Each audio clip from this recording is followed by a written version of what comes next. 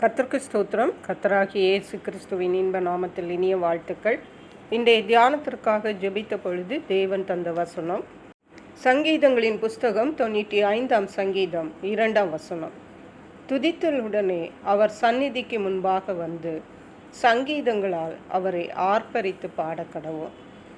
நம்முடைய தேவனாகிய கர்த்தர் துதிக்கப்படத்தக்கவர். துதிகளுக்குள் வாசம் பண்ணுகிற தேவன். அவர் அதற்கு தகுதியுடையவராயிருக்கிறார். அவரே இந்த அண்ட சராசரங்களையும் உருவாக்கின தேவன். அவர் சர்வ வல்லமையுள்ள தேவன். அவரே இந்த துதிகளுக்கு பாத்திரராயிருக்கிறார். அவர் ஒருவரே. இந்த வசனத்தின்படி பார்க்கும்போது துதித்தலுடனே அவர் சந்நிதிக்கு முன்பாக வந்து தேவன் நமக்கு செய்கிற நன்மைகளுக்காக நாம் கர்த்தரை துதிக்கத்தான் முடியும்.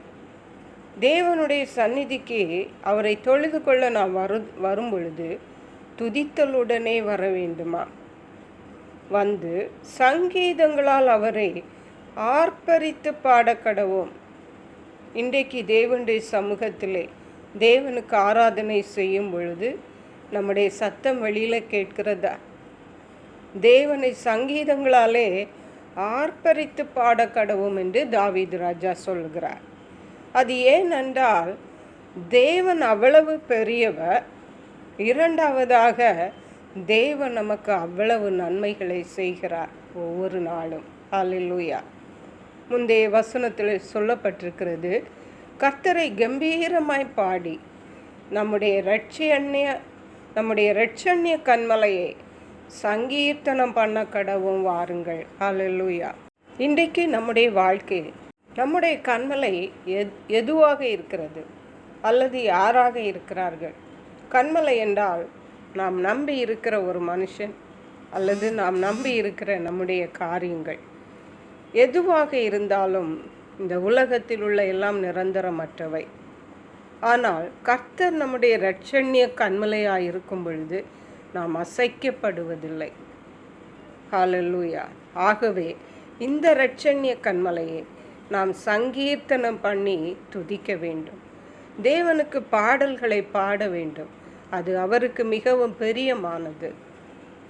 இந்த தேவனை நாம் ஏன் துதிக்க வேண்டும், ஏன் ஆராதிக்க வேண்டும் என்று பார்ப்போம் என்றால், 3வது வசனம் சொல்லுகிறது, கர்த்தரே மகாதேவனும் எல்லா தேவர்களுக்கும் மகாராஜனுமாயிருக்கிறார்.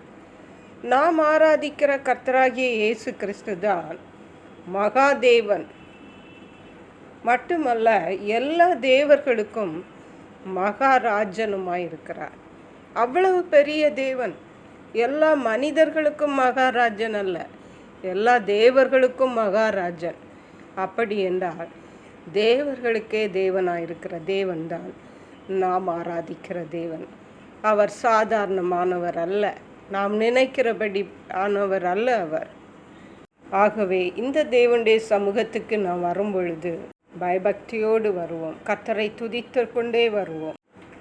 கீழே உள்ள வசனங்கள் சொல்லுகிறது, பூமியின் ஆழங்கள் அவர் கையில் இருக்கிறது, பர்வதங்களின் உயரங்களும் அவருடையவைகள், சமுத்திரம் அவருடையது, அவரே அதை உண்டாக்கினார், வட்டாந்தரையை அவருடைய கரம் உருவாக்கிற்று. நாம் காண்கிற எல்லாமே உருவாக்கினவர் அவர்தான். அவர் மகாதேவனும் மகாராஜனுமாயிருக்கிறார். ஆகவே அவருடைய சமூகத்துக்கு நாம் வரும் பொழுது பணிந்து குனிந்து முழங்காற்படியிட்டு துதித்தலுடனே கர்த்தருடைய சமூகத்தில் வந்து ஆராதிப்போம். கர்த்தர் தாமே அதற்கேற்ற கிருபைகளை நாம் ஒவ்வொருவருக்கும் தந்தருளுவாராக. ஜெபிப்போம். எங்களை கிருபையா நேசித்து பாதுகாத்து வழி நடத்துகிற எங்கள் அன்பின் தகப்பனே, ஆசீர்வதிக்கப்பட்ட இந்த நல்ல ஓய்வு நாளுக்காக நன்றி. இந்த நாளிலும் நாங்கள் துதித்தலுடனே கர்த்தருடைய சமூகத்தில் வந்து எங்களுடைய இரட்சண்ய கன்மலையாகிய கர்த்தராகிய இயேசு கிறிஸ்துவை, எங்களுடைய மகாதேவனை, மகாராஜனை நாங்கள் சங்கீதங்களாலே ஆர்ப்பரித்து பாட கிருபை தாருங்க.